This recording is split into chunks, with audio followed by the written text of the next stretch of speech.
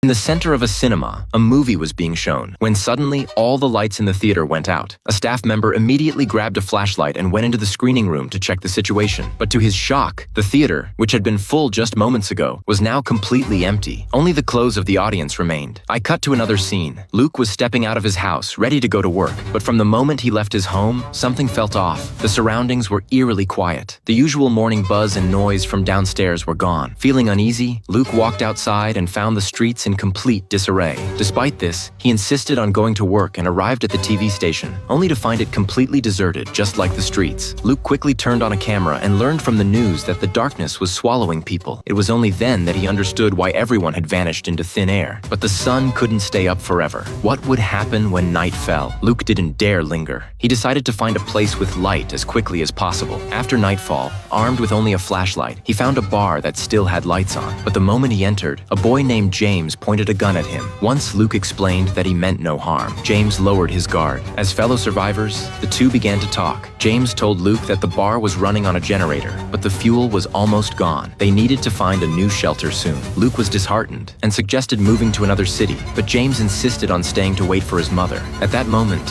a woman entered the bar, crying and searching for her missing child. Shortly after, Luke heard faint cries for help outside. Using his flashlight, he rushed out and just before the darkness could consume the person, brought him back to the bar. It turned out to be Paul, a staff member from the movie theater. Now the four survivors had gathered. However, the fuel was almost gone, and the lights were growing dimmer. Before they finally decided to leave the city by car, they had to send someone to find a working vehicle. Since Paul was very weak, Luke and the woman set out together. But before they could find a car, Paul had already been swallowed by the darkness.